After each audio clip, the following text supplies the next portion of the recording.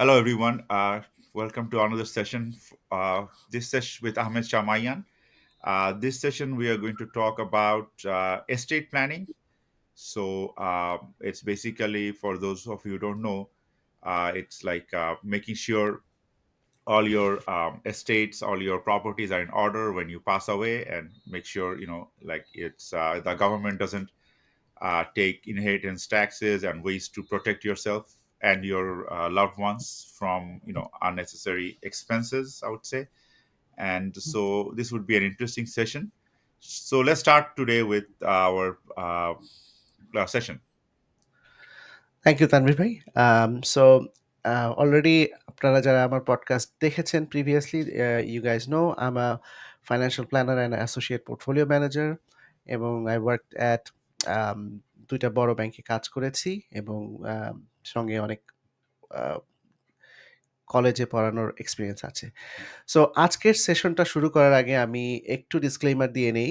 এই এরিয়াটা, টপিকসটা যেটা আমি আজকে ডিসকাস করব সেটা আসলে লিগ্যাল অ্যাডভাইসের এরিয়াতে পড়ে।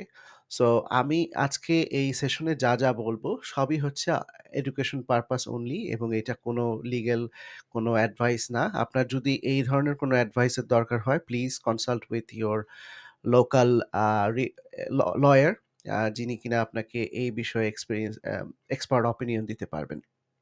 সো শুরু করার আগে আমি জাস্ট শুধু এই ডিসক্লেমারটা দিয়ে নিতে চাচ্ছিলাম, এবং এখানে যা কথাগুলো বলবো সবই আপনার হাই লেভেল কথাবার্তা। এইটা হয়তোবা স্পেসিফিক কেসে হয়তোবা এগুলো কাজ নাও করতে পারে। So that's why I said expert knowledge is required. So প্রথমেই শুরু করে নিই যে আমরা যখন বলি যে এস্টেট কি, আম এইটা আসলে ডেফিনিশনটা জানা দরকার। সো এস্টেট বেসিক্যালি হচ্ছে যে আমরা যখন কেউ মারা যাই, তখন আমাদের যে অ্যাসেটসটা থাকে, লায়াবিলিটিটা থাকে, এই সবকিছু হলো এই একত্রে এটাকে এস্টেট বলে। সো এস্টেটের মধ্যে আপনার রিয়াল প্রপার্টি, আপনার যদি কোনো বাসা থাকে, আপনার যদি কোনো জমি থাকে, এগুলো সব আপনার এস্টেট প্রপার্টির মধ্যে যাবে। এছাড়া আপনার ধরেন ফাইন্যান্সিয়াল অ্যাসেট যেগুলো আপনার ব্যাংক অ্যাকাউন্ট, আপনার যদি ইনভেস্টমেন্ট অ্যাকাউন্ট থাকে, আপনার যদি স্টকস, বন্ডস, রিটায়ারমেন্ট অ্যাকাউন্ট থাকে, এগুলো আপনার ফাইন্যান্সিয়াল অ্যাসেটের মধ্যে পড়বে। আপনার পার্সোনাল প্রপার্টি, যদি আপনার পার্সোনাল গাড়ি থাকে, ক্লোদিং, ফার্নিচার, এগুলো সবই আপনার এই ক্যাটেগরিতে পড়বে, এবং আ আপনি যদি বিজনেস ওনার হন অথবা ইন্টেলেকচুয়াল প্রপার্টির আপনি কোনো ওনার হন, এই সবকিছুই আপনার স্টেটের মধ্যে পড়বে। বেক মোট মোট মোট কথা হচ্ছে যে আপনি আমরা যখন কেউ মারা যাই, আমাদের অবর্তমানে আমাদের যত স্থাবর অস্থাবর সম্পত্তি আছে সবগুলো এস্টেট বলে একত্রে। সো এই এস্টেটের সাথে কমন একটা খুব যেটাকে বলে যে টার্ম, সেটার সাথে জড়িত হচ্ছে উইল। আমাদের বাংলা ভাষায় আমি জানি না উইলের বাংলা কি? আ সম্ভবত ওসিয়তনামা বলে এটাকে বাংলায়। আমি তানভীর ভাই, you can correct me if I am wrong. No, but I have no uh idea, but I think ওসিয়ত অ্যারাবিকে নামাটা বলে শুনেছিলাম। ওয়াসিয়া। হ্যাঁ, ওসিয়তনামা বা অ্যারাবিকে বলে ওয়াসিয়া। সো বাট এইটা ইংলিশে বা আমাদের যে ওয়েস্টার্ন ওয়ার্লড এ এটাকে বলে উইল। এবং উইলের কতগুলা আমি এখানে কতগুলা কমন টার্মিনোলজি গুলো আমি একটু এক্সপ্লেইন করি। তাহলে আমাদের জন্য পরবর্তী ডিসকাশন বুঝতে একটু সুবিধা হবে।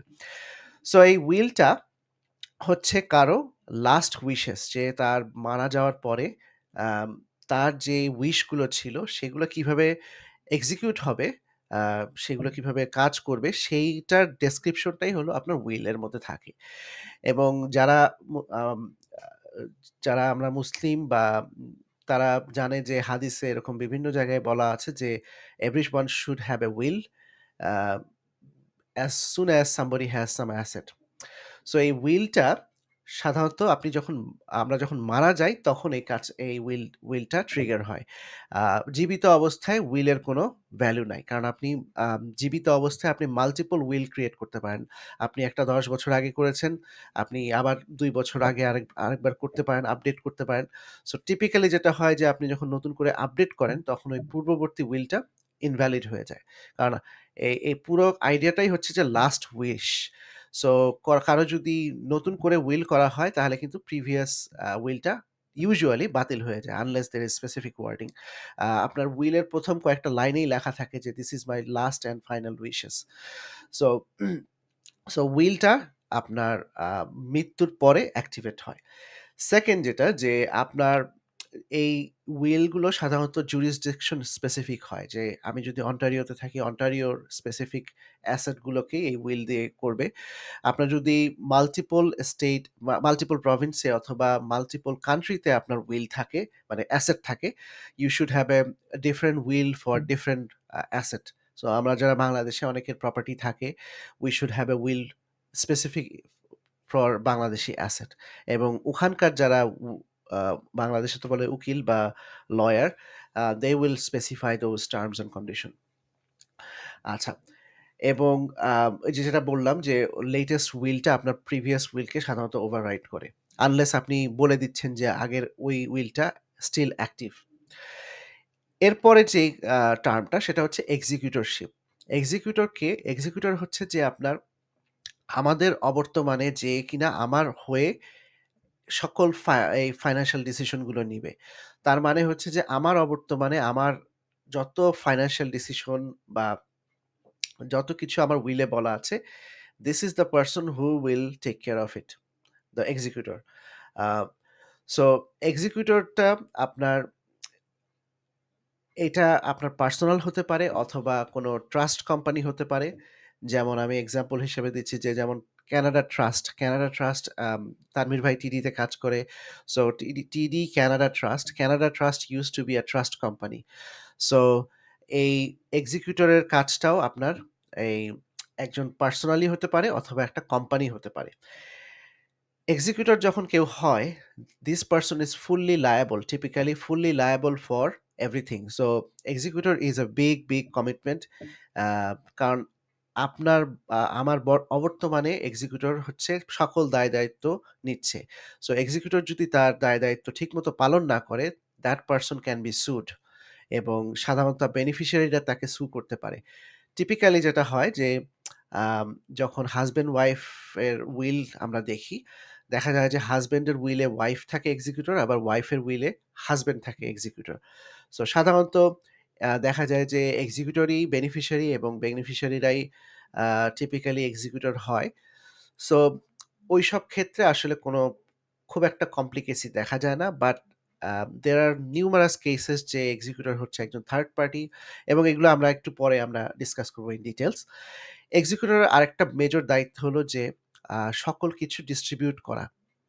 যেটা হচ্ছে যে আপনার যখন প্রসেসটা হয়ে গেল, তখন এই যে এস্টেটের যে টাকা-পয়সা সেটা সম্পূর্ণভাবে ডিস্ট্রিবিউট করা যে বেনিফিশিয়ারিদের মধ্যে। আচ্ছা, এখন গেল এক্সিকিউটর শেষ। আমি এক্সিকিউটর নিয়ে আরো কিছু পয়েন্ট আমরা পরবর্তী স্লাইডে ডিটেইলসে ডিসকাস করব। এছাড়া আপনার আরেকটা কমন টার্ম হচ্ছে গার্ডিয়ানশিপ। গার্ডিয়ানশিপটা টিপিক্যালি দেখা যায় যে যখন কারো আ মাইনর চাইল্ড থাকে। যেমন আমার ২ টো মাইনর চাইল্ড আছে।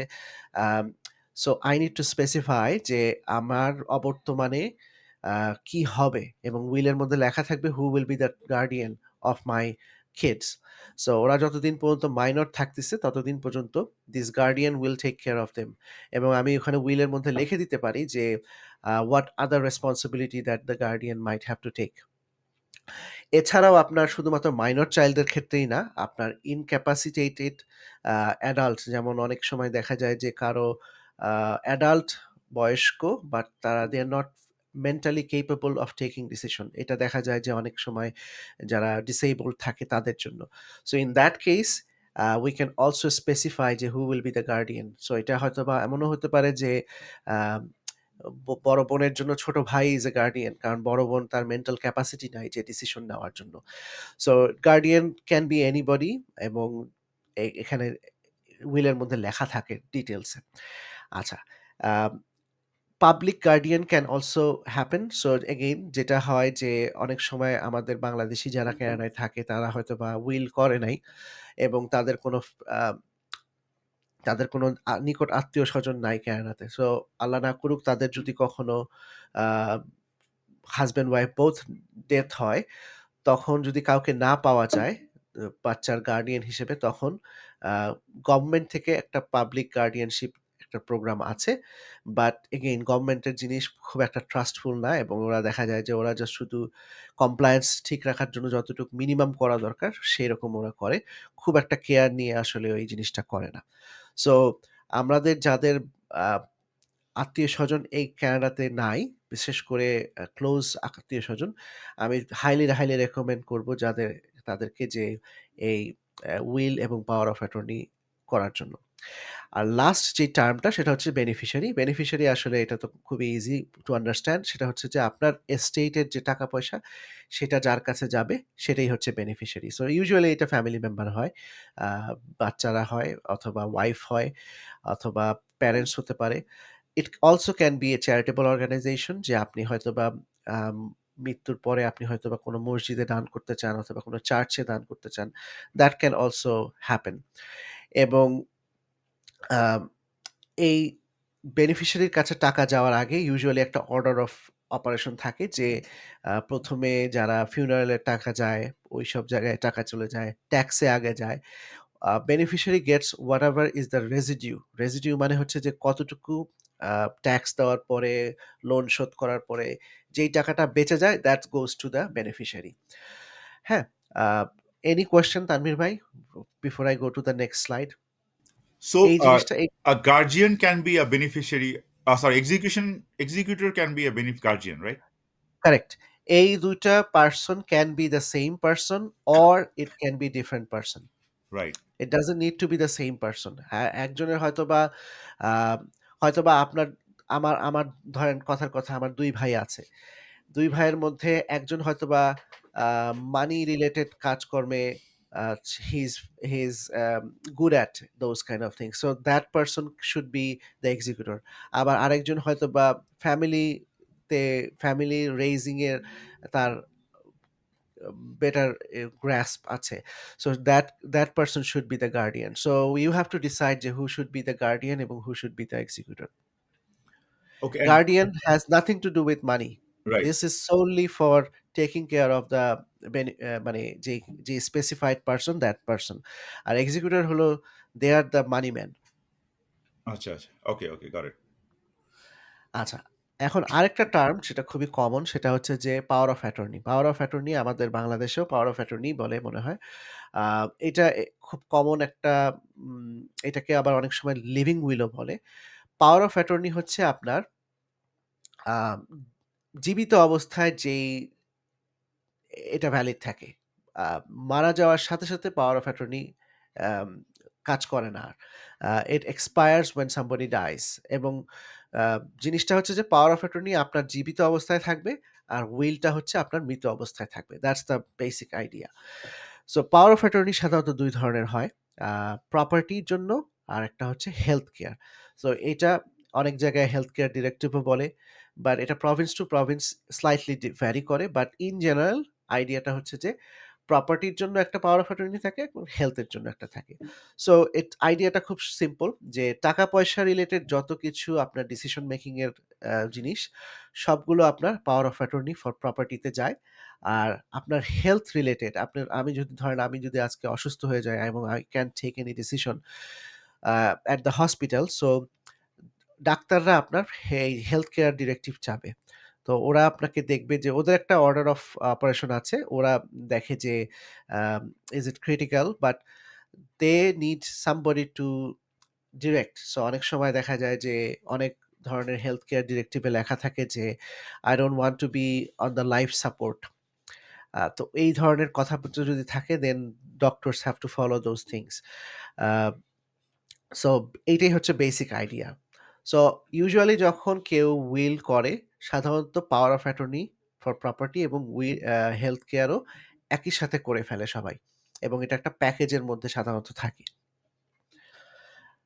আর আপনার যখন power of attorney for property থাকে এই this document normally is applicable when you are আপনি যখন কোনো ব্যাংকে যান বা কোনো ফাইন্যান্সিয়াল ইনস্টিটিউশনের সাথে ডিল করেন তখন এই ডকুমেন্টটা লাগে। আর আপনি যখন কোনো মেডিকেল হসপিটাল বা এই ধরনের ইনস্টিটিউশনে যান তখন আপনার এই ডকুমেন্টটা লাগবে। আচ্ছা, এখন আসি হোয়াট ইজ প্রোবেট? সো আমরা অনেকেই জানি যে প্রোবেট কি?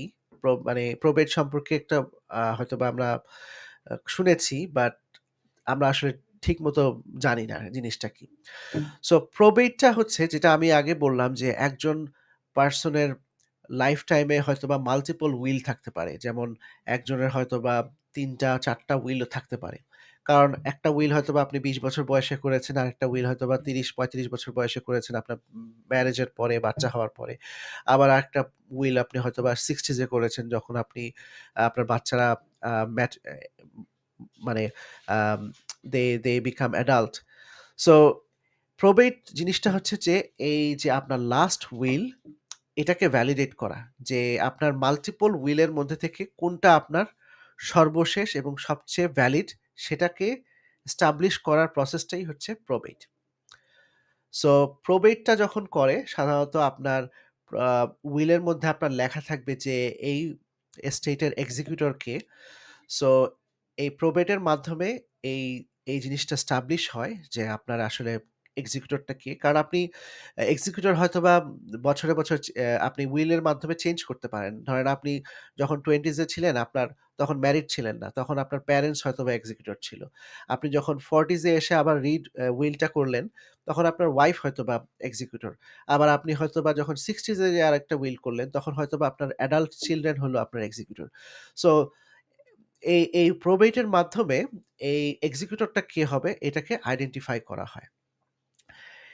আর এছাড়াও আপনার প্রবেটেড উইল ছাড়া সাধারণত এই ফাইন্যান্সিয়াল ইনস্টিটিউশন গুলো আপনার সাথে ডিল করবে না। কারণ ওরা তো আসলে জানে না যে আ কোনটা আপনার ভ্যালিড উইল। আপনার যদি ৩ টা উইল থাকে জীবন দশায়, তাহলে ওরা আসলে বুঝতে পারবে না যে কোনটা ভ্যালিড উইল। সো ওরা যেটা করে ব্যাংকগুলো যেটা করে সেটা হচ্ছে যে ওরা প্রবেট ছাড়া আপনাকে আপনার যে টাকাগুলো ওগুলো আসলে বেনিফিশিয়ারিদের মধ্যে দিবে না। সো ওরা দেখতে চাবে যে আচ্ছা কোর্ট থেকে কোন উইলটাকে ভ্যালিড হিসেবে ডিক্লেয়ার করা হয়েছে এবং um that process helps the banks. তখন ব্যাংকের আর কোনো লায়াবিলিটি থাকে না। ব্যাংক যদি প্রবেট ছাড়া কোনো টাকা দিয়ে দেয় আ তাহলে যদি কখনো দেখা যায় যে এই টাকাটা আসলে আ ভ্যালিড ছিল না, তখন কিন্তু বেনিফিশিয়ারিরা ব্যাংককে সু করতে পারে।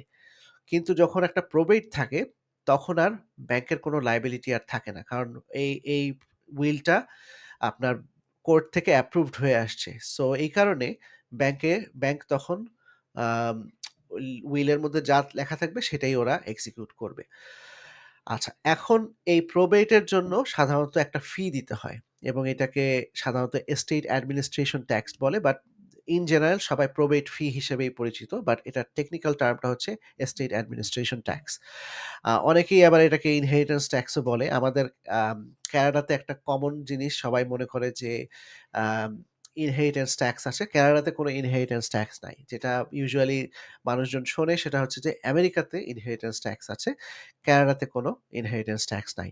বাট যেহেতু এই প্রবেট ফি একটা খুব সাবস্ট্যানশিয়াল অ্যামাউন্ট, এই কারণে অনেকেই এই প্রবেট ফিটাকেই ইনহেরিটেন্স ট্যাক্স হিসেবে বলে থাকে। কারণ I will show you in a next slide যে how high can this fee be. So এটা আসলে এই ফিটা কোনো ফেডারেল কোনো আ ফি না। এটা আসলে প্রভিন্সের একটা ফি। আ এস্টেট যে রুলগুলো এইগুলো হলো আপনার আ প্রভিন্সিয়াল ল এর আন্ডারে পড়ে। সো প্রভিন্সের যেহেতু এই জিনিসগুলোর কন্ট্রোল থাকে, সো এই টাকাটা প্রভিন্সের পকেটে যায়। এবং আমরা যেটা দেখি যে অন্টারিও, নোভা স্কশিয়া, ব্রিটিশ কলাম্বিয়াতে এই প্রবেট ফিটা অনেক বেশি ১% এর উপরে। এবং কিছু, কিছু প্রভিন্সে যেমন অ্যালবার্টা অথবা কুবেক এই ধরনের প্রভিন্সে এই ফিটা অনেক কম। সো আমরা যারা ফাইন্যান্সিয়াল প্ল্যানার হিসেবে কাজ করি, আমরা অনেকটা চেষ্টা করি যে আমরা যখন অ্যাসেট গুলাকে স্ট্রাকচার করি, তখন চেষ্টা করি যে এই ফিটা কিভাবে কমায় নিয়ে আসা যায়। এবং আমরা ক্লায়েন্টের সাথে কথা বলি যে আচ্ছা আসলে তারা কি চাচ্ছে? সো যদি অনেক সময় ক্লায়েন্ট যেটা চাচ্ছে সেটাকে যদি আমরা এমনভাবে স্ট্রাকচার করতে পারি যে এই ফিটা কমায় নিয়ে আসা যায়, we can save hundreds and thousands of dollars for client. So অন্টারিওতে আমি যেহেতু অন্টারিওতে থাকি, সো অন্টারিওতে আপনার ১ম ৫০,০০০ এর উপরে কোনো প্রবেট ফি হয় না এবং এনিথিং ওভার সরি এখানে একটা টাইপো আছে। এখানে it should be $50,000. Anything over $50,000, let me just quickly fix it, otherwise people will um, এখানে anything over $50,000 is subject to 1.5% আপনার স্টেট অ্যাডমিনিস্ট্রেশন ট্যাক্স। হুম? আচ্ছা, এখন আমি যেটা বললাম যে let's take a look at the fees across Canada. So দেখতে পাচ্ছি যে ব্রিটিশ কলাম্বিয়া, অন্টারিও এবং Nova Scotia, these provinces have the highest state administration tax. কিছু, কিছু প্রভিন্স যেমন ম্যানিটোবাতে কোনো প্রবেট ফি নাই, অ্যালবার্টাতে কোনো প্রবেট ফি নাই, আ কুবেকেও নাই, ইউকনেও খুব এই টেরিটরিগুলোতে একেবারেই নাই। সো এই ধরনের এই ধরনের প্রভিন্সগুলোতে আপনার estate planning becomes very easy because আমরা তখন আর probate planning করতে হয় না। But somebody who is dying in Ontario অথবা Nova Scotia এবং they have 5, 10, $20 million, this fee can be in the hundreds and thousands of dollars. Any question, Bhaiya, so far? Then I'll explain the estate process. Okay, so no estate tax, but probate fee is the main problem in some of our provinces, right? Some of the provinces have this probate fees, হ্যাঁ। এইটা আসলে substantial হতে পারে। আম কিন্তু কিছু করার নাই। অনেক সময় you have to eat it, যেটাকে বলে। So if I have multiple properties in multiple provinces, there'll be like multiple probate fees. আম ধরেন কারো যদি মাল্টিপল প্রভিন্সে প্রপার্টি থাকে, এটা শুধুমাত্র এই ফিটা ক্যালকুলেট হয় শুধুমাত্র অন্টারিওতে যেই অ্যাসেট গুলো মানে Oh, okay. সেটার জন্য। যদি আপনার ধরেন অন্য প্রভিন্স থাকে, ওইটা আপনার ইনক্লুডেড হবে না। So it will be calculated in that province. হ্যাঁ। Okay, got it. But again আমি স্টেট লয়ার না। সো আমার আমার কথা 100% বিশ্বাস করার কারণ নাই। So talk to your lawyer. আচ্ছা, এখন আমি আসি যে কমন এস্টেট সেটেলমেন্ট প্রসেস। এইটা আমাদের মধ্যে অনেকের মধ্যেই মিসকমিউনিকেশন আছে। সো আই উইল এক্সপ্লেইন যে টিপিক্যালি এস্টেট কেউ যখন মারা যায় তখন এই টাকাটা কিভাবে ডিস্ট্রিবিউট হয় ফার্স্ট টু এন্ড। সো ১ম এই যেটা হয় যে ফিউনারাল হোম আমরা যখন কেউ মারা যায়, আম আমাদের কয়েকটা ইনস্টিটিউশন আছে কানাডাতে এখন বাংলাদেশী ইনস্টিটিউশন যারা হচ্ছে ফিউনারাল সার্ভিসেস দেয়। আম সো ইউজুয়ালি যেটা হয় যে মসজিদ থেকে একটা ডেথ সার্টিফিকেট ইস্যু করে। বাট আমি জানি না তারা সিআরএ তে নোটিফাই করে কিনা। বাট আমি জানি যে যেগুলো আম চার্চগুলো ওদের একটা প্রসেসই আছে যে দে ইস্যু দ্য ফিউনারাল ডিরেক্টর আপনার এই আ ডেথ সার্টিফিকেট ইস্যু করে এবং তারা সিআরএ কে নোটিফাই করে যে দিস পারসন হ্যাজ ডাইড। তখন সিআরএ থেকে একটা $২৫০০ একটা ডেথ বেনিফিট পাঠানো হয়। আ এলিজিবল এলিজিবল যারা আছে। তো টিপিক্যালি সবাই মোটামুটি এলিজিবল হয়। কারণ they pay into the CPP programme for few months. So এই ৳২৫০০ আপনার স্টেটের নামে আসে এবং দ্য আইডিয়া ইজ বেসিক্যালি এই ৳২৫০০ টা অনেক বছর ধরে একই অ্যামাউন্টে আছে। সো তখন যখন তারা এই শুরু করেছিল তখন দ্য আইডিয়া ওয়াজ যে এই টাকাটা will help them to cover the funeral cost. But this amount stage the same for over, আমি জানি না, ৮ বছর ধরে আমি একই দেখছি এখন। I don't know if it went up. এই ফিউনারাল হওয়ার পরে যখন সাধারণত মানুষকে দাফন করে দেওয়া হলো, then the next step typically is যে এক্সিকিউটররা ইউজুয়ালি যখন ফ্যামিলি মেম্বাররা তখন চেক করে যে উইল আছে কিনা। So if somebody has a will, the family member already knows that there is a will in place. But will যদি না থাকে ওইটার কি স্টেপ সেটা আমি পরের স্লাইডে বলছি।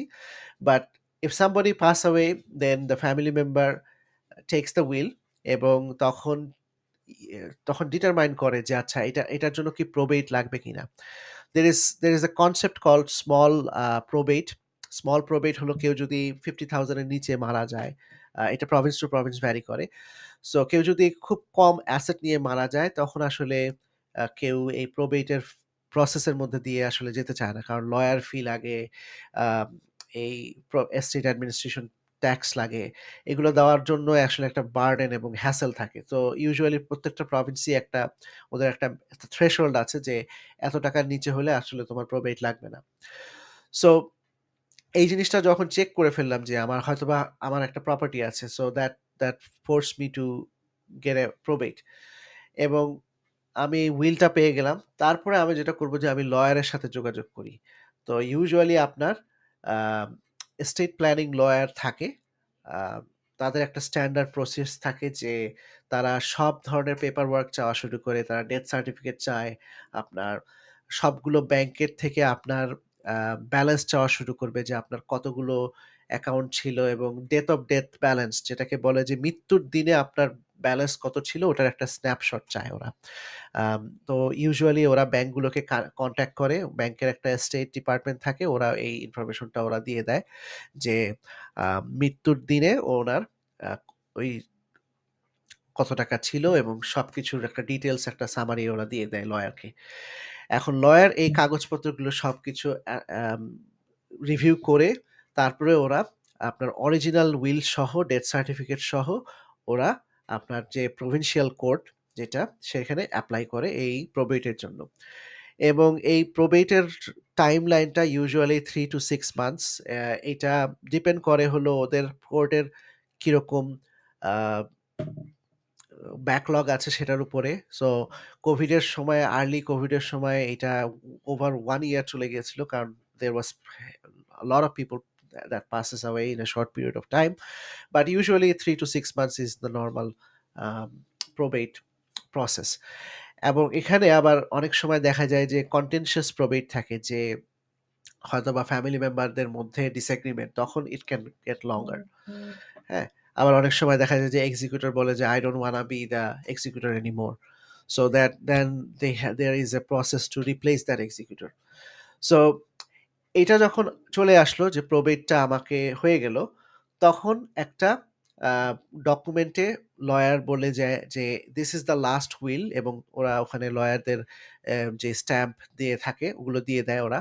প্লাস এই কোর্ট থেকে একটা আপনার সার্টিফিকেট অফ এক্সিকিউটরশিপ দেয়। এই সার্টিফিকেট অফ এক্সিকিউটরশিপ হলো যে এই যে আমরা যে কথাটা বললাম যে এক্সিকিউটর ১ম থেকেই বলে আসছি যে এক্সিকিউটর, যে this is the person who is the executor, এটার একটা সার্টিফিকেটের দরকার হয়। So court gives that certificate যে this is the right person who will be the executor of the probate. এবং যখন এটা এস্টাবলিশ হয়ে গেল, this person will take the probated will, এটাকে বলে প্রবেটেড উইল, যে যেই উইলটা প্রবেট হয়ে গেছে তাকে বলে প্রবেটেড উইল। এই প্রবেটেড উইল নিয়ে উনি বিভিন্ন ব্যাংকে যাবে এবং ব্যাংকে যেয়ে এই টাকাগুলো আস্তে আস্তে কনসলিডেট করা শুরু করবে। সো যদি অনেকের ক্ষেত্রে দেখা যায় যে মাল্টিপল ব্যাংকে ৩-৪ টা ব্যাংকে হয়তোবা ব্যাংক অ্যাকাউন্ট আছে, আরআরএসপি, টিএফএসএ এগুলো আছে।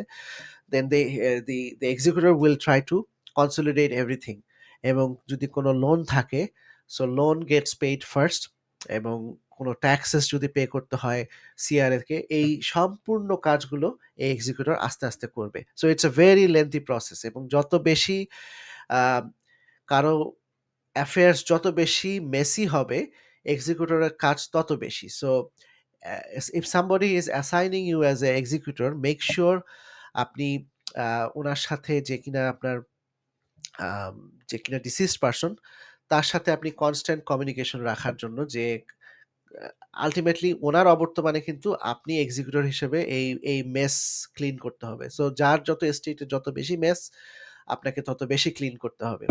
So it's a very messy job এবং lengthy job, and um, it can get it can take years to settle an estate if it's not properly structured.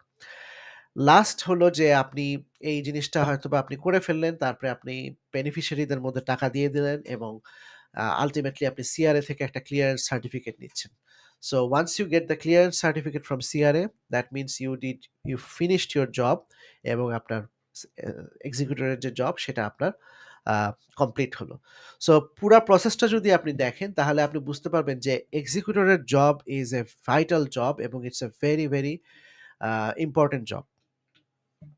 Any question Tanvir ভাই এই প্রসেসটা নিয়ে?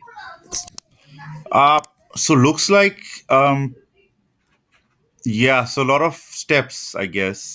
And Main thing is, so for example, I have a will, but hmm. it's just I don't have I have an executioner, but I like, so the executioner has to do a lot of stuff, right? So I don't think my executioner আপনার is অবর্তমানে cover everything. সকল কিছু আপনার executor করতে হবে। So Yeah, আপনি আপনার যত মেসি থাকবে আপনার প্রসেস গুলো right. আম আমরা একটা কথা বলি আমাদের ফাইন্যান্সিয়াল ওয়ার্লড এ যে if you want a piece of your মানে আপনি যদি আপনার ফ্যামিলিকে আ যাওয়ার আগে মৃত্যুর আগে যদি আপনি প্রবলেমে ফেলতে চান, so die without a will এবং die with a messy state. Um আপনার ফ্যামিলি আপনাকে সারা জীবন গালি যে কিনা এক্সিকিউটর এর কাজ করবে, he will curse you all the time. Okay, so I think my executioner doesn't even know what she's up to. Executor executor should be communicated. কারণ Okay, okay. আপনার আল্লাহ না করুক আপনার যদি কিছু হয়, he is the person who is gonna take care of everything. Oh Lord. Okay, I gotta talk to him. তো so এটাই বললাম যে এক্সিকিউটরের কাজ হলো যে ফিউনারাল থেকে শুরু করে এস্টেটের আইডেন্টিফাই করা, কালেক্ট করা, এগুলা সেফগার্ড করে রাখা। কারণ ultimately if something goes wrong, he is responsible for everything. So he can be sued. So অনেক Yeah, yeah. সময় দেখা যায় যে বোঝে না হয়তোবা টাকা স্পেন্ড করে ফেলে। ইট হ্যাপেন যে আপনার এক্সিকিউটরকে সু করে পরবর্তীতে এই জিনিসগুলোকে কালেক্ট করা হয়েছে। ক্যালকুলেটিং ডেট এবং আমি মোটামুটি একটা আইডিয়া দিলাম এবং এই সব কারণে এক্সিকিউটর ক্যান বি পেইড এবং অনেক সময় দেখা যায় যে বিভিন্ন উইলের মধ্যে লেখা থাকে যে usually 5% of the state value is is considered as normal. So কেউ যদি মিনিমাম $50 মিলিয়ন এস্টেট নিয়ে মারা যায়, রেখে মারা যায়, 4-5% of the estate value, 40-50,000 dollar, um, uh, যেটা বলে পেমেন্ট ইজ কনসিডার্ড মার্কেটেবল, যেটা হলো খুবই নর্মাল। এবং এটা আপনি যখন কর্পোরেট যাবেন, যেটাকে এখানে দেখালাম যে কর্পোরেট এক্সিকিউটর যারা, they will they will do everything on behalf of you. এবং ওদের একটা প্রসেস থাকে, ওদের একটা টিম থাকে। আমি যখন আরবিসিতে ছিলাম, I dealt with someone, um, someone's estate, যে উনি মারা যাওয়ার পরে he didn't have any family member. So uh, I think TD was the executor on that, corporate executor. এবং that person died with millions of dollars. He had safety deposit box এবং আমাদেরকে যারা ব্যাংকারদের তখন আমাদেরকে টিডির যে এক্সিকিউটর টিম ছিল ওরা আসার পরে we have to sign proper forms এবং আমরা we jointly open the safety deposit box. So এবং এই কর্পোরেট এক্সিকিউটররা এই টিপিক্যালি আপনার এই ধরনের 5% এর মতো ফি নিয়ে থাকে এবং ওদের ইউজুয়ালি ওরা স্মল স্টেটে কোনো সার্ভিস করে না। কারণ হলো যে it doesn't make sense financially, but larger estate, they they usually help those estate, specially if the estate is contentious, হয়তোবা বেনিফিশিয়ারি ভাই বোনের মধ্যে মিল নাই, মতের মিল নাই। So that's a very common scenario where corporate executor is needed. আমি একটা এক্সিকিউটর, আমি আমার পার্সোনাল এক্সপেরিয়েন্স থেকে একটা একটা শেয়ার করতে পারি যে I was at RBC at that time. আমি যখন আহ, আমার কাছে একটা উইল নিয়ে আসছিল বোন এবং ভাই এবং বোন দুজন একসাথে আসছিল। সো তাদের মায়ের যেটাকে বলে ফিউনারাল, সেটা ১ ঘন্টা পরে হবে এবং বোন অলরেডি চলে আসছে উইল নিয়ে ব্যাংকে যে আমাকে আমার টাকা দিয়ে দাও। সো দিস ক্যান হ্যাপেন এবং আমি আমার বেশ কয়েকটা কেসে আমি দেখেছি যে ফ্যামিলি মেম্বার হয়তোবা ২-১ জন থাকে যারা হলো এরকম uh unfortunate, but it happens all the time যে ১ জন ২ জন হয়তোবা থাকে যারা টাকা-পয়সার ব্যাপারে অতটা বেশি আম ট্রাস্টওয়ার্দি না। সো এবং ভাইটা শেষ পর্যন্ত আমাকে বলল যে, "I can do this now." আমার মাকে ওখানে funeral দেওয়া হচ্ছে। আর I am here to talk about money এবং আমি it's not the right time. I'll come back. So these are the things that are very common. আমরা যারা আ স্টেট ডিল করে থাকি, we know all kind of stories.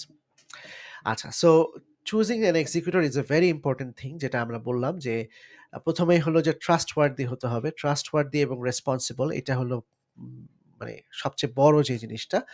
কারণ ultimately আপনার অবর্তমানে কিন্তু এক্সিকিউটরই সবকিছু করছে। সো ট্রাস্টওয়ার্দি এবং রেসপন্সিবল যদি না হয়, তাহলে কিন্তু এই টাকাগুলো আপনার বেনিফিশিয়ারির কাছে ঠিকমতো যাবে না। আর বেনিফিশিয়ারির যদি মাইনর হয়, প্লাস যদি বেনিফিশিয়ারির যদি, specially it's very important for family with disability, যাদের ফ্যামিলিতে ডিসেবলড বেনিফিশিয়ারি থাকে, তাদের জন্য দিস ইজ মোর ইম্পর্টেন্ট। কারণ it can be very abusive scenario. হ্যাঁ, এক্সিকিউটর এইজ এবং হেলথ কনসার্ন, হেলথ যেটা হয়তোবা দেখা যাচ্ছে বাবার বয়সই ৯০ বছর, মায়ের বয়স ৮৫ বছর। This in this scenario the mom should never be the executor, কারণ মায়ের বয়সই ৮৫ বছর। How can mother deal with the estate? So এরকম সিচুয়েশনে দেখা যায় যে অ্যাডাল্ট চাইল্ড অথবা adult grandson, they should be the executor.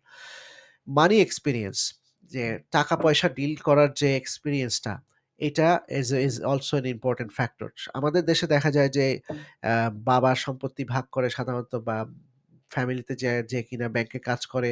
যেমন আমার ফাদারের কেসে যেটা হয়েছে যে father was A banker, so he automatically he gets to choose, he got this responsibility. Residency is an important factor for আমরা যারা বাংলাদেশি কানাডায় থাকি। কারণ হলো যে আপনার যদি এক্সিকিউটর থাকে বাংলাদেশে, এবং তার কানাডায় আসার কোনো ভ্যালিড ভিসা নাই, ইটস ভেরি ইম্পর্টেন্ট। এই ধরনের কেসে হয়তোবা অনেক সময় এক্সিকিউটর থাকে ইউএসএ তে, সেক্ষেত্রে আপনার আবার স্টেট বন্ড কিনতে হয়, কারণ উনি হলো যে আউট অফ প্রভিন্স এক্সিকিউটর। এবং গভর্নমেন্ট মানে প্রভিন্সিয়াল গভর্নমেন্টের কোনো ওয়ে নাই যে যদি এক্সিকিউটর কোনো টাকা নিয়ে চলে যায়, they don't have any way to hold that executor. So তখন হয়তো বা বন্ড কিনতে হয়, এবং that can be pricey things.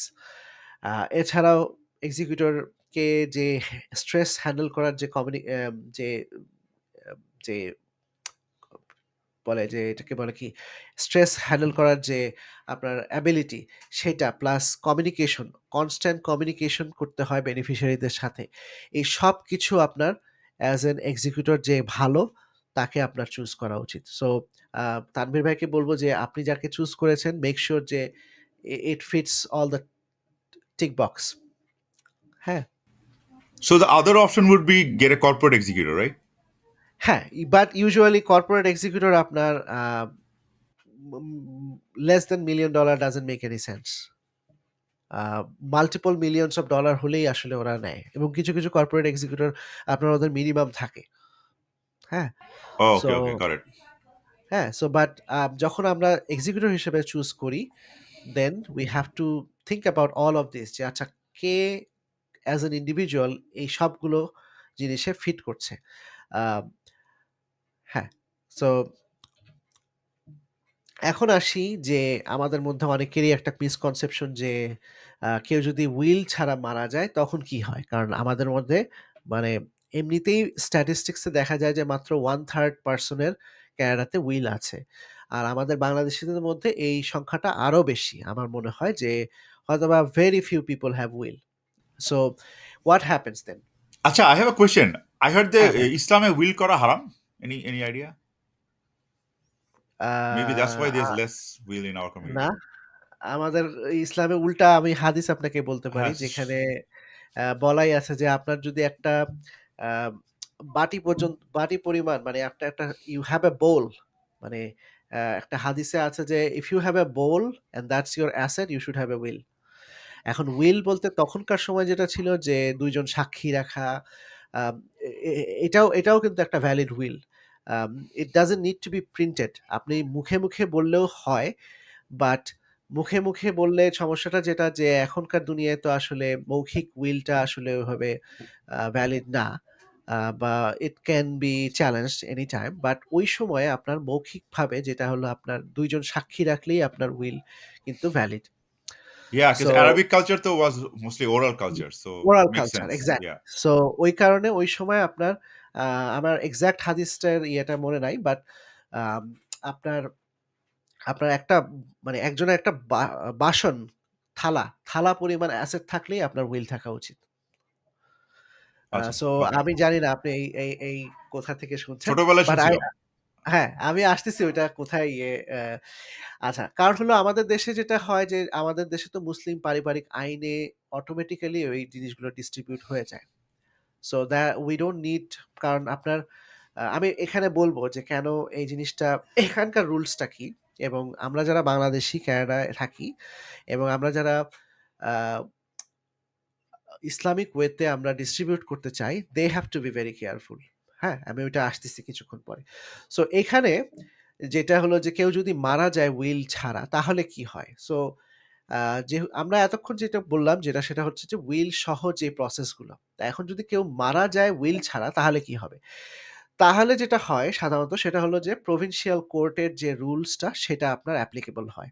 যেটা আমি ১ম এই বললাম যে এই ফ্যামিলি লটা হলো আপনার প্রভিন্সিয়াল রুলের মধ্যে পড়ে এবং আমাদের এখানে ২ ধরনের কার্যকর। একটা হলো আপনার আ উম কমন ল, একটা যেই প্রভিন্স গুলো কুবেক ছাড়া আপনার সবগুলোই হলো কমন ল রুলস হয়। আর কুবেকে শুধুমাত্র আপনার সিভিল ল।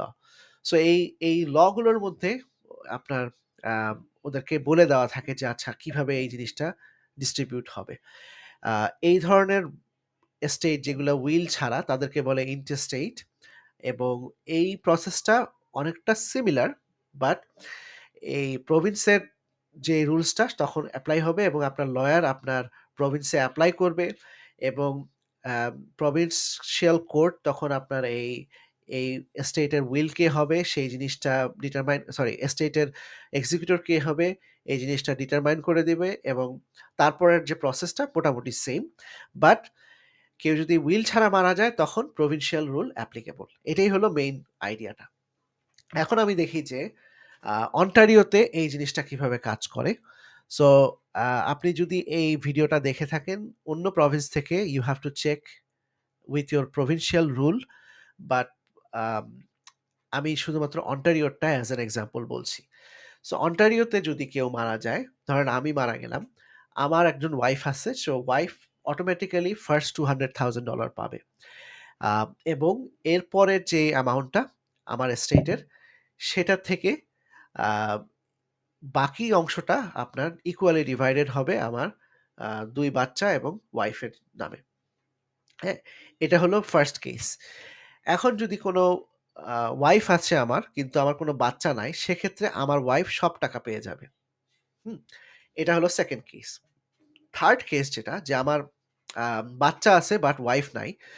সো ওইসব ক্ষেত্রে আমার এস্টেটটা বাচ্চাদের নামে ইকুয়ালি ডিভাইডেড হবে। এইখানেই হলো আপনার কনসেপ্ট মানে ক্ল্যাশটা, যে আমরা যদি মুসলিম ওয়েতে ডিস্ট্রিবিউট করতে চাই, আমরা জানি যে আ আ son gets 2 মানে 2 and 1 2:1 প্রপোর্শনেটলি পায়।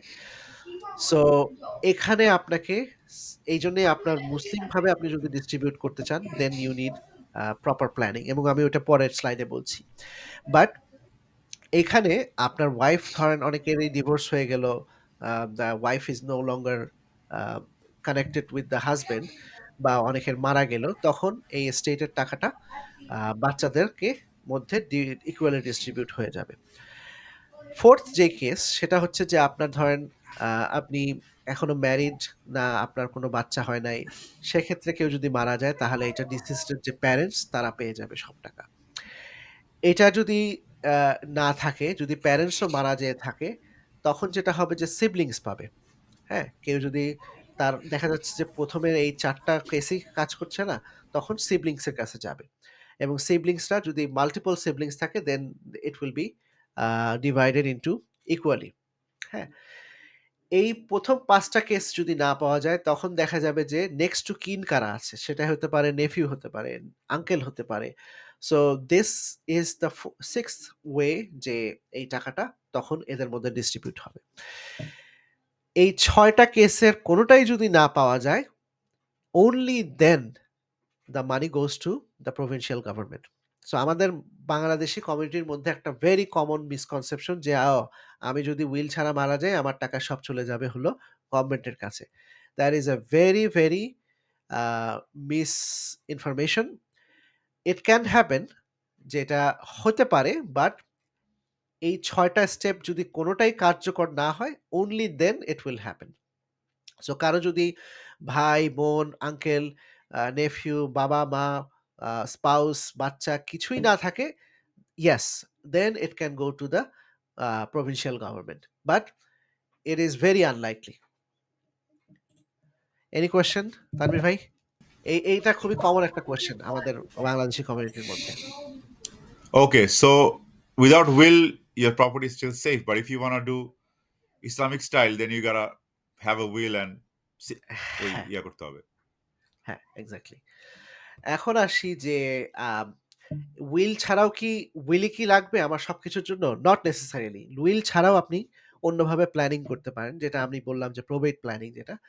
সেটা হলো অনেক সময় দেখা যায় যে বাংলাদেশি লয়ারদের মধ্যে একটা যেটা হলো যে বাসার আ 1% দিয়ে দেয় বাচ্চার নামে, একটা জোর করে দিয়ে দেয়। দেখবেন যে 1% টাইটেলে বাচ্চার নামে দিয়ে দেয়। সো এটাকে বলে ইউজুয়ালি বলে joint rights of survivorship. Joint tenancy with rights of সারভাইভারশিপ।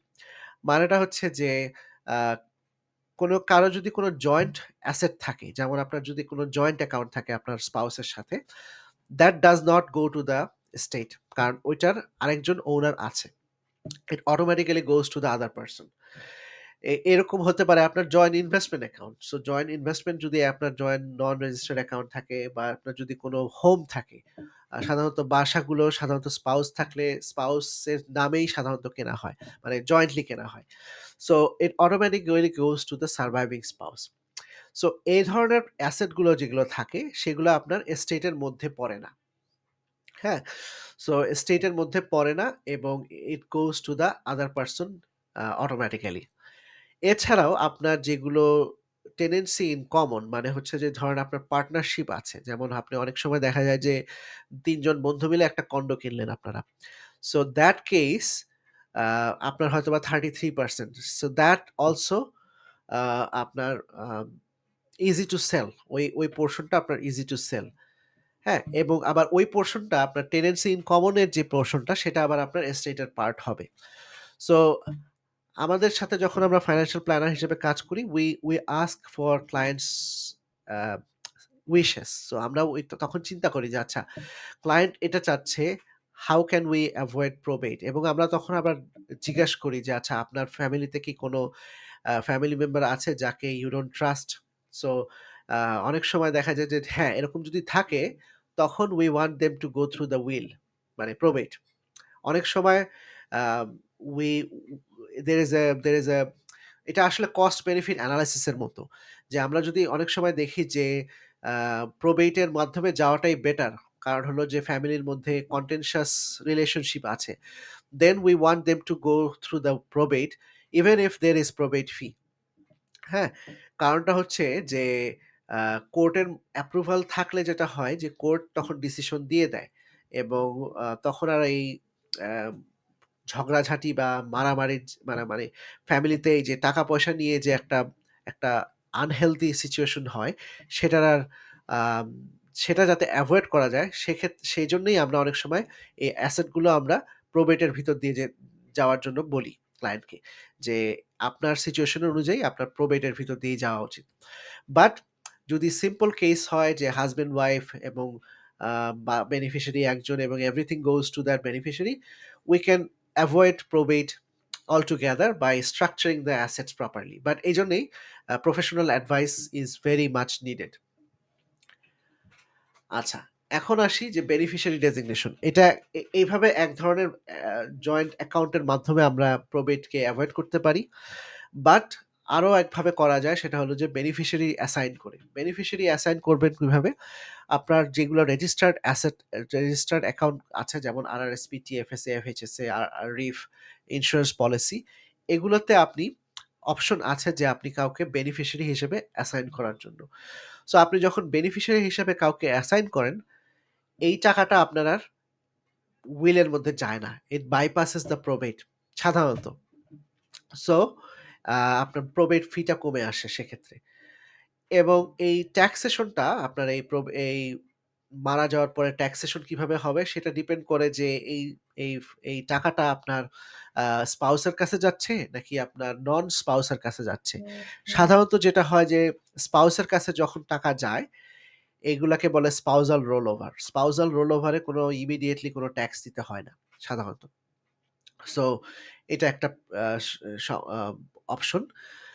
Privacy যদি কনসার্ন থাকে আপনার, আপনি যখন একটা উইল প্রবেট করবেন, ইটস আ পাবলিক ডকুমেন্ট। কারণ আপনার প্রবেটেড উইল আ গভর্নমেন্টের প্রবেটেড যে আম রেজিস্ট্রি আছে ওটার মধ্যে আপনার available. Anybody can pay I don't know if মানে এই প্র আপনার উইলে কি ছিল, না ছিল এগুলা কিন্তু যে কেউ একটা নমিনাল ফি আমি জানি না নমিনাল ফি দিতে হয় কিনা but it's a public property মানে পাবলিকলি অ্যাভেইলেবল ইনফরমেশন। সো আপনার প্রাইভেসি যদি কনসার্ন থাকে then you should talk to your lawyer about this. তো এইসব ক্ষেত্রে সাধারণত দেখা যায় যে ট্রাস্টের মাধ্যমে করে। বাট এগেইন আমি যেই টপিকস এ কথা বলছি আজকে this is the basic estate planning. Privacy যদি কনসার্ন থাকে অনেক সময় দেখা যায় যে মাল্টিমিলিয়নিয়ার যারা they they don't want their will to go through the public process. কারণ তখন অনেক সময় দে ওয়ান্ট প্রাইভেসি। সো এইসব ক্ষেত্রে সাধারণত ট্রাস্ট ইউজ করা হয়। অ্যাসেট প্রোটেকশনও থাকে যেটা বললাম যে বিজনেস ওনার যারা হাইলি আ ওয়েলথি তারা কিন্তু এই ক্রেডিটেড প্রোটেকশন তাদের লাগে। কারণ এদের দেখা যায় যে মাল্টিপল মিলিয়নস অফ ডলার আ আ ব্যাংকে লোন থাকে। সো এইসব ক্ষেত্রেও আপনার এই বেনিফিশিয়ারি ডেজিগনেশনটা খুব ইম্পোর্টেন্ট হয়ে দাঁড়ায়। সো আপনি ২ ভাবে প্রবেট ফিটা এভয়েড করতে পারেন। একটা হলো অ্যাকাউন্ট গুলো জয়েন করে দিয়ে অথবা আপনার বেনিফিশিয়ারি ডেজিগনেশন করে দিয়ে। This are the 2 option. But again cost benefit analysis করা উচিত। সবকিছুই আপনার মানে প্রবেট ফি বাঁচানোটাই আপনার মেইন কনসার্ন হওয়া উচিত না। কেস বাই কেস এটা। কারণ অনেক সময় প্রবেট ইস রিকোয়ার্ড বা probate is the best choice because of the আপনার পার্সোনাল সিচুয়েশন। যদি আপনার ফ্যামিলির মধ্যে ভালো রিলেশনশিপ না থাকে। এনি কোয়েশ্চেন ভাইয়া? Before I go to some other topics. No, I think I'm good for now. Let's see. Let's go okay to the ভাইয়া। next topic. আচ্ছা, এখন আরেকটা বিষয় হলো যে আম আপনার হয়তোবা আমি হয়তোবা মারা গেলাম এবং আমার হয়তোবা মাইনর চিলড্রেন থাকলো। আ ইউজুয়ালি যেটা হয় যে অনেকেরই লাইফ ইন্সুরেন্স থাকে এবং লাইফ ইন্সুরেন্সের বিশেষ করে টার্ম লাইফ ইন্সুরেন্স গুলো যেগুলো হয়তোবা কেউ মারা গেলে $2,000,000 এর টার্ম লাইফ ইন্সুরেন্স থাকলো বা $1,500,000 বা $1,000,000 এর টার্ম লাইফ ইন্সুরেন্স থাকলো।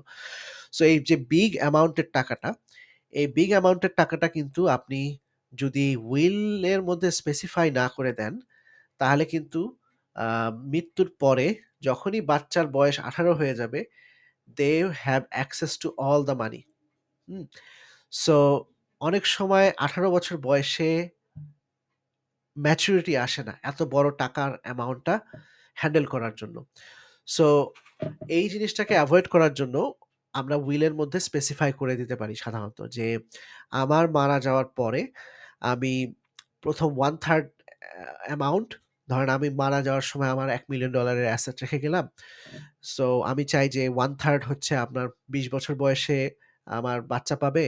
আরো 1/3 হয়তোবা ২৫ বছরে পাবে। আরো 1/3 হয়তোবা ৩০ বছরে পাবে। সো এইভাবে আপনি বিভিন্নভাবে স্পেসিফাই করে দিতে পারেন আপনার উইলের মধ্যে যে কিভাবে আপনি এই টাকাটা ডিস্ট্রিবিউট করবেন। ১৮ বছর হয়ে গেলেই ডিস্ট্রিবিউট আপনি যদি উইল না করে যান তাহলে কিন্তু প্রভিনশিয়াল রুল অনুযায়ী ১৮ বছর হয়ে যাওয়ার সাথে সাথেই আপনার এই টাকাটা আপনার বাচ্চা পেয়ে যাবে। এবং এরকম অনেক কেস পাওয়া গেছে যেখানে ১৮ বছর বয়সে ম্যাচুরিটি আসে নাই। They went to Las Vegas, spend $200,000 এবং মানি ইস গন। হ্যাঁ? আ এছাড়াও আপনার আ অনেক সময় দেখা যায় যে অ্যাডাল্ট হয়তোবা ৩০ বছর বয়স, but they are not good with money. Absolutely horrible person যে দেখা যাচ্ছে যে তাদের টাকা-পয়সা ম্যানেজ করার যে ক্যাপাসিটি বেনিফিশিয়ারির সেটা নাই। সেইসব ক্ষেত্রেও এই ট্রাস্ট ইজ ইম্পোর্টেন্ট। ট্রাস্টের মাধ্যমে আপনি বলে দিতে পারেন যে উইলের মধ্যে ট্রাস্ট ইউজুয়ালি উইল থেকেই আসে। সো এই আপনি উইলের মধ্যে লিখে দিবেন যে আমার ট্রাস্টি, এবং আমি এই জিনিসটা নিয়ে আরেকটু পরের স্লাইডে আসছি যে আপনি এখানে বলে দেবেন উইলের মধ্যে যে আমি আমার ট্রাস্টিকে বলে দিলাম যে আ এই টাকাটা এইভাবে ম্যানেজ করতে। সো তখন trustee will be fully equipped, যেটাকে বলে এই ডিসিশন নেওয়ার জন্য। হুম? সো এটা ইস এ ভেরি ইম্পোর্টেন্ট যদি আপনার ফ্যামিলিতে এরকম কেউ থেকে থাকে। আ লাস্ট উইক আমি এমন একটা ক্লায়েন্টের সাথে কথা বলছিলাম যে both of their ki both of their kids are not mentally capable.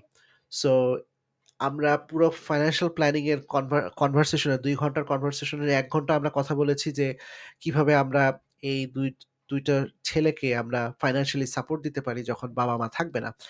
Both of them are in their 30s, এবং আম সো এরকম কেসে আ estate planning becomes very, very important. আরো অনেক ধরনের সিনারিও থাকে যে মাল্টিপল ম্যারেজ। আ আমাদের কমিউনিটিতে এখনো হয় নাই, বাট কানাডিয়ান যারা এখানে বর্ন অ্যান্ড ব্রট আপ তাদের ক্ষেত্রে খুবই কমন যে হয়তোবা আ আগের ফ্যামিলি আগের আ উইল সরি আগের ম্যারেজ থেকে তার ২ জন বাচ্চা ছিল। হাসব্যান্ডেরও এরকম ১ জন বাচ্চা ছিল প্রিভিয়াস ম্যারেজ থেকে। দে গেট টুগেদার এবং দে হ্যাভ 2 কিডস। সো এরকম যেটা ব্লেন্ডেড ফ্যামিলি, সেরকম ক্ষেত্রে আপনার এই উইল, ট্রাস্ট প্ল্যানিং এগুলো খুব ইম্পোর্টেন্ট হয়ে দাঁড়ায়। কারণ হলো যে আপনি যদি উইল ছাড়া কেউ মারা যায়, তখন যেটা দেখা যায় যে প্রভিন্সিয়াল ল অ্যাপ্লিকেবল। এখন প্রভিন্সিয়াল ল তে আমরা জানি যে সবকিছু যদি ওয়াইফ পেয়ে যায়, দেন আ সবকিছু যদি আপনার ওয়াইফের কাছে চলে যায়, যেটা সেকেন্ড ম্যারেজ, তাহলে আপনার ফার্স্ট ম্যারেজের যে বাচ্চারা আছে they can be cut off. যদি আপনার রিলেশনশিপ ভালো না হয় সেকেন্ড ওয়াইফের সাথে ফার্স্ট ম্যারেজের বাচ্চাদের, এরকম কিন্তু অনেক দেখা যায় যে তখন একটা দেখা যায় যে লসুট হয়, বেনিফিশিয়ারিরা লসুট করে, এবং আপনার এই ধরনের সিচুয়েশনের জন্য এভয়েড করার জন্য ওপেন কমিউনিকেশন এবং ট্রাস্ট স্ট্রাকচারে যেই যে প্ল্যানিং গুলো সেগুলা কিন্তু খুবই রিকোয়ার্ড। হ্যাঁ? আমাদের বাংলাদেশীদের মধ্যে এখন যেমন প্রিনাপ এর একটা ব্যাপার চলে আসছে। So that's also part of this kind of conversation. Special trust for disabled family. এইটা খুবই ইম্পোর্টেন্ট। যাদের ফ্যামিলিতে ডিসেবলড চাইল্ড আছে, আমাকে বলতে হবে না। তাদের আসলে these beneficiaries are not capable of taking care of themselves, এবং তাদের ডিপেন্ড করবে যে ডিগ্রিজ অফ ডিসেবিলিটি। অনেকে হয়তোবা ফুললি মেন্টালি ফাংশনাল কিন্তু হয়তোবা ফিজিক্যালি ফাংশনাল না। আবার অনেকে হয়তোবা ফিজিক্যালি ফাংশনাল কিন্তু মেন্টালি ফাংশনাল না। সো কেস বাই কেস এটা এটা ডিসিশন নেওয়া উচিত, এবং আ যতটুকু আ যত ইনকেপেবল হবে তত বেশি ইম্পোর্টেন্স হচ্ছে আপনার এই ধরনের প্ল্যানিং এর। So guardianship becomes very important in this case. Uh এবং অনেক ধরনের টুলস আছে, এবং এইটাই হলো আমাদের নেক্সট আ আ সেশনের টপিক, যেটা হচ্ছে যে আ যারা ডিসেবলড ফ্যামিলি তাদের স্পেশাল প্ল্যানিং এর যেই জিনিসগুলো নিয়ে আমরা কথা বলব নেক্সট টপিকে। বাট আ এখানে বিভিন্ন ধরনের ট্রাস্ট আছে। Henson trust, qualified disability trust, এবং in this kind of scenario professional advice is much needed. কারণ আপনার হয়তোবা ওই ধরনের এক্সপেরিয়েন্স নাই। আ এবং স্পেশাল ওয়ার্ডিং এবং special planning is required for this kind of scenario. এছাড়াও আপনার কর্পোরেশন, আপনার যদি বিজনেস থাকে, business is a separate entity. Business কিন্তু আপনি যদি কর্পোরেশন হন, কর্পোরেশন কিন্তু is a legally separate entity. That's why you are আপনি যখন ট্যাক্স ফাইল করেন, আপনি আপনার পার্সোনাল ট্যাক্স ফাইল করেন, আপনি আবার আপনার বিজনেসের ট্যাক্স ফাইল করেন। So business it's a completely separate entity. So আপনার যদি কোনো বিজনেস থাকে, আম আপনাকে আগের থেকে ডিসিশন নেওয়া উচিত যে আচ্ছা who will be in charge of the business if something goes wrong? মানে আমার যদি ডেথ হয় who will be, সো অনেক সময় থাকে যে শেয়ার হোল্ডার এগ্রিমেন্ট এর মধ্যে লেখা থাকে ওখানে আ যে if one person is deceased অথবা one person is in incapacitated to take decision, তখন কি হবে? আ এখানে আবার তখন লেখা থাকে যে আ যদি কেউ মারা যায় তখন ওই কোম্পানিটার ভ্যালুয়েশন কিভাবে হবে? কারণ দিস ইজ অলসো ইম্পোর্টেন্ট যে আপনি ধরেন আপনার সাথে যেমন আমি যেই ভদ্রলোকের সাথে কাজ করি, we have 2 person. So the older person is selling the business to a younger guy. So ওখানে লেখা আছে যে how the valuation of the মানে বিজনেসের ভ্যালুয়েশনটা কিভাবে করা হবে। যদি কেউ মারা যায়, তখন যদি ওই বিজনেসের ধরেন $500,000 এর রেভিনিউ থাকে, আ ওই বিজনেসটা হয়তোবা 2 টাইমস রেভিনিউতে ভ্যালুয়েট হবে। হয়তোবা $1,000,000 এর ভ্যালুয়েশন হবে তখন। So it's also very important business valuation. কারো যদি আ বাচ্চা থাকে ওই বিজনেসে নিজেরাই কাজ করছে, দেন there is option to estate freeze এবং এই কনসেপ্ট গুলো আপনার অ্যাডভান্স টপিকের মধ্যে পড়বে। So if you are a business owner and don't have this kind of planning, talk to your financial planner. Buy sell agreement এর কথা যেটা বললাম, অনেক সময় insurance policy um buy sell funding এর ক্ষেত্রে ইউজ করা হয়। সো ইটস ভেরি কমপ্লেক্স এবং এইটা সাধারণত আপনি নিজে ডু ইট ইয়োরসেলফ করাটা ঠিক হবে না।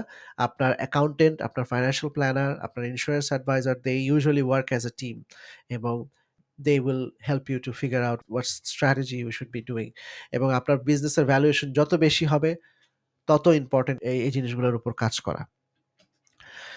আ এখন আসি ইসলামিক উইল। বাট ভাইয়া আপনার any question before I go to the Islamic will?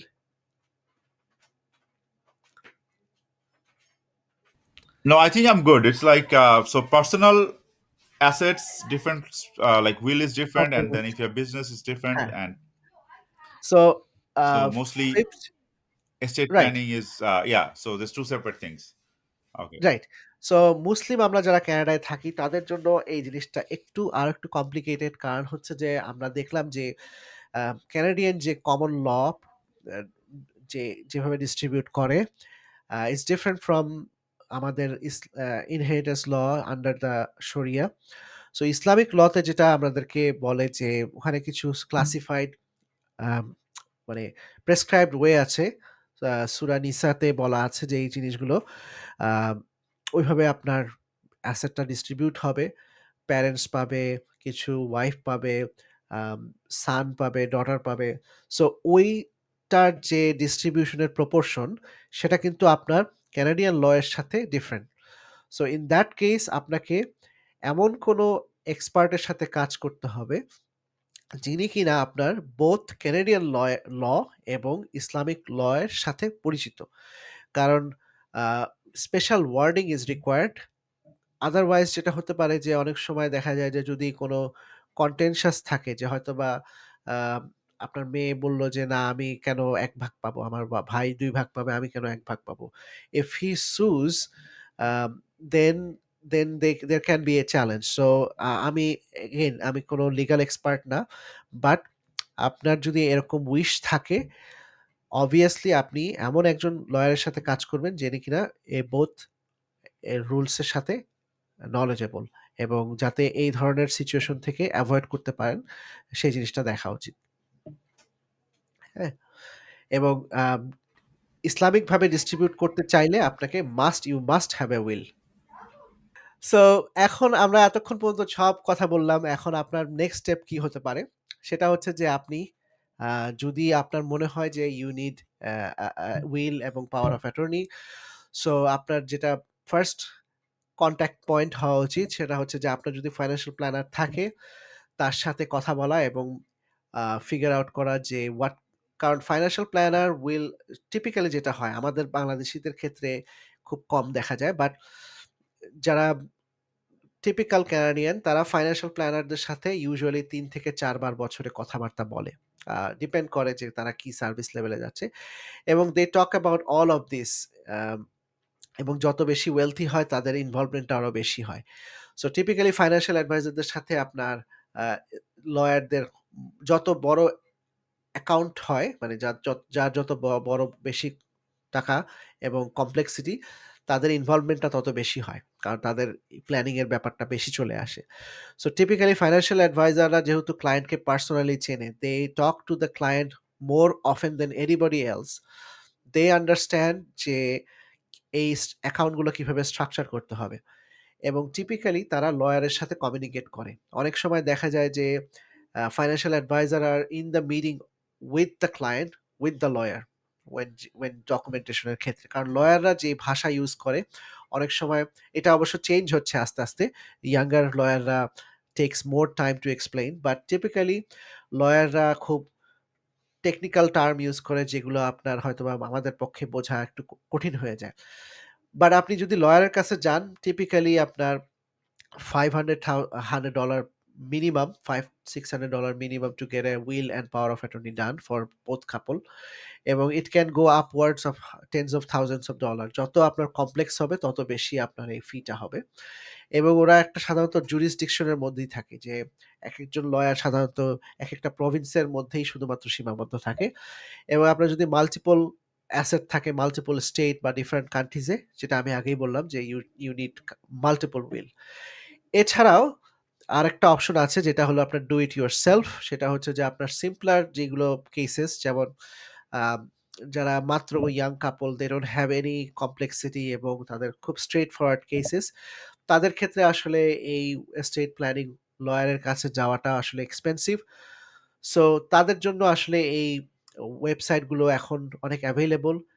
willful.com, willful.co একটা খুব অ্যা খুবই user friendly website. A one of my client actually, আমি এবং আমার ক্লায়েন্ট মিলে একটা করেছিলাম। She did it in 5 minutes এবং within 5 minutes she is done এবং তার তার কাজ শেষ। So she was very surprised to see যে ৫ মিনিটের মধ্যে এই জিনিসটা হয়ে যাচ্ছে। কারণ বেসিক্যালি আপনি উইলের মধ্যে বেশি কিছু নাই। আপনি এক্সিকিউটর কে হবে, আপনার বাচ্চাদের অ্যাসেটটা কিভাবে ডিস্ট্রিবিউট হবে, আ দ্যাটস ইট। এবং in her case it was pretty simple.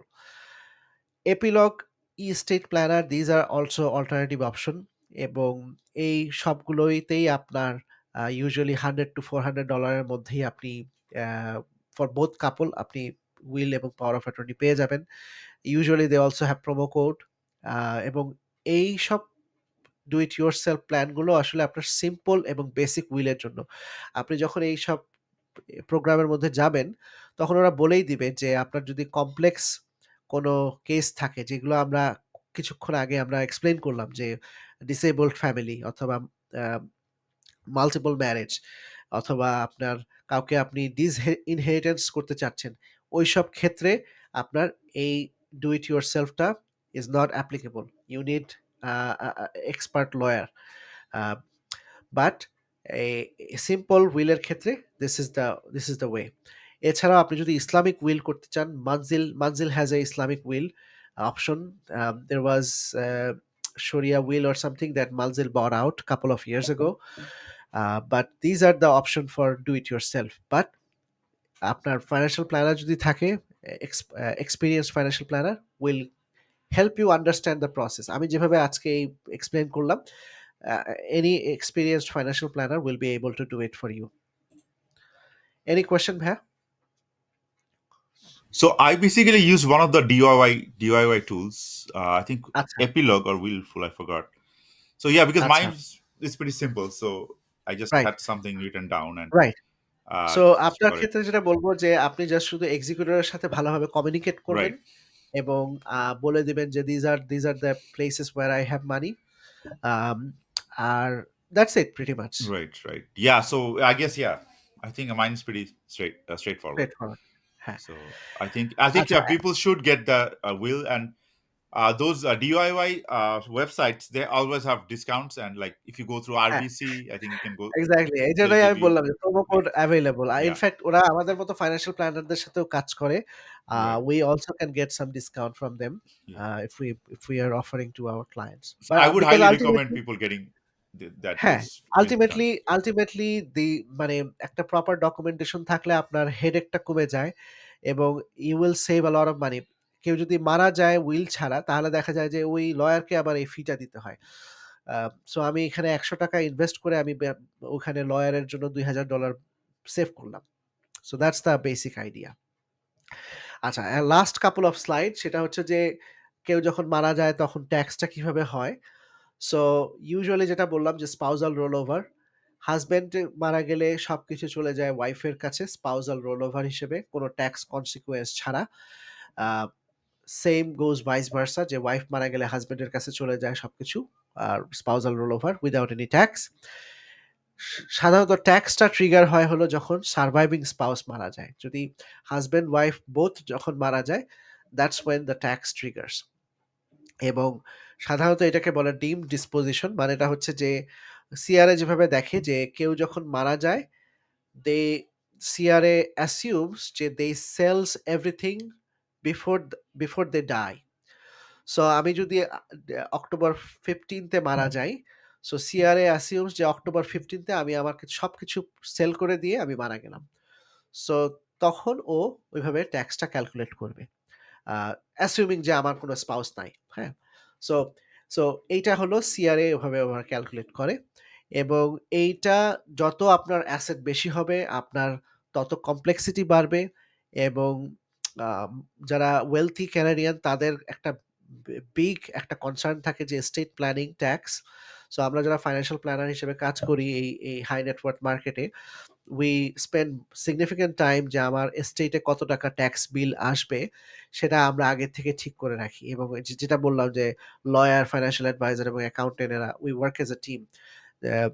So lawyer আমাদেরকে বলে দেয়, অ্যাকাউন্টেন্ট আমাদেরকে বলে দেয় যে আচ্ছা অ্যাসিউমিং যে এই ধরনের অ্যাসেট আমরা ডেথের সময় থাকবে, মানুষ মারা যাওয়ার সময় থাকবে, এরকম ট্যাক্স বিল হতে পারে। তখন ফাইন্যান্সিয়াল প্ল্যানাররা আমরা কাজ করি লয়ারদের সাথে যে এই জিনিসটাকে প্রপারলি স্ট্রাকচার করার জন্য। So the more money you have, the more complexity it is, you need a team. So that's the bottom line I am trying to explain. আচ্ছা, এখন আসলাম যে লাস্ট স্লাইড, সেটা হচ্ছে যে আপনি আ যখন কেউ কখনো মারা যায় আসলে তখন ৩ টা বেনিফিশিয়ারি থাকে। ৩ টা বেনিফিশিয়ারি কিরকম? আ একটা হলো যে আপনার ফ্যামিলি মেম্বার, সেটা তো আসলে আ আমরা এটাকেই ধরে নেই সাধারণত। We forget about the CRA, আ যে সিআরএ কিন্তু বসে আছে। যেমন আপনার আরআরএসপির একটা পোরশন হলো সিআরএর। আ আপনার যে টিএফএস তে কোনো কিছু লাগে না। আপনার যে রেন্টাল প্রপার্টির একটা পোরশন কিন্তু সিআরএ বসে আছে, যে আপনি আম যখনই সারভাইভিং স্পাউস মারা যাবে, সিআরএ কিন্তু আপনাকে ট্যাক্স বিল পাঠায় দিবে। সো সিআরএ কিন্তু অনেক ধরনের অ্যাসেটে আপনার সাইলেন্ট পার্টনার। ওরা বসে, বসে থাকে, আপনার ওয়েট করে যে আপনি কখন মারা যাবেন। Because that's when they send the tax bill. Specially বিজনেসের ক্ষেত্রেও, বিজনেসেও যদি সেম কেস। এখন ওয়েলথি কানাডিয়ানরা যেটা করে সেটা হচ্ছে যে আ there is another party that we can use, সেটা হচ্ছে চ্যারিটেবল অর্গানাইজেশন। এই কারণে আপনি দেখে থাকবেন যে বিভিন্ন হসপিটালে বিগ ডোনাররা টাকা দিয়ে থাকে। একটা সেকশনই দেখা যায় যে এইটা হলো আ রথচাইল্ড হসপিটাল, অথবা আপনার আ এই ফাউন্ডেশন, আম আ মুর ফাউন্ডেশন, আ অনেক ধরনের ফাউন্ডেশন আপনারা দেখবেন। এবং এই ধরনের বিজনেস স্কুলের নাম দেখা যায় যে, যেমন আমি যে ইউনিভার্সিটি অফ সাসকাচুয়ানে পড়াশোনা করেছিলাম, Edwards school of business. So Edwards was the billionaire in the Saskatchewan province. So he donated millions of dollars to the business school, এবং বিজনেস স্কুল তখন তার নামটা রিব্র্যান্ড করে এডওয়ার্ড বিজনেস স্কুল রেখেছিল। তারপরে আপনি ধরেন এমআইটির স্লোন, তারপরে ধরেন এরকম hundreds of thousands of example are there. But basically rich পিপলরা যেটা করে যে if you donate your money to registered charity, you reduce the portion of the money that you need to pay to CRA. So CRA আপনি যদি চ্যারিটিতে দেন, এটার জন্য আপনি tax credit পাবেন সাধারণত, এবং এইটা আপনার সিআরএর যে ট্যাক্স বিলটা সেটা কমায় দিবে। সো এরকম আ যারা হাই নেটওয়ার্থ মার্কেটে আমরা কাজ করি, তারা আমরা যখন ক্লায়েন্টকে এই ধরনের প্রপোজাল গুলো দেই যে, আচ্ছা তুমি যদি অ্যাম $5 million চ্যারিটিতে দাও, তাহলে তোমার ট্যাক্স বিল কমে আসবে। দে লাইক দ্য আইডিয়া, এবং তারা চায় যে একটা লেগেসি রেখে যেতে। হ্যাঁ? আ সবসময় যে philanthropic কেসের জন্যই হয় তা কিন্তু না। এই ধরনের ট্যাক্স প্ল্যানিং ও একটা বড় মানে চিন্তাধারার একটা অংশ। আপনি Bill and Melinda Gates foundation এর আমরা সবাই নাম জানি।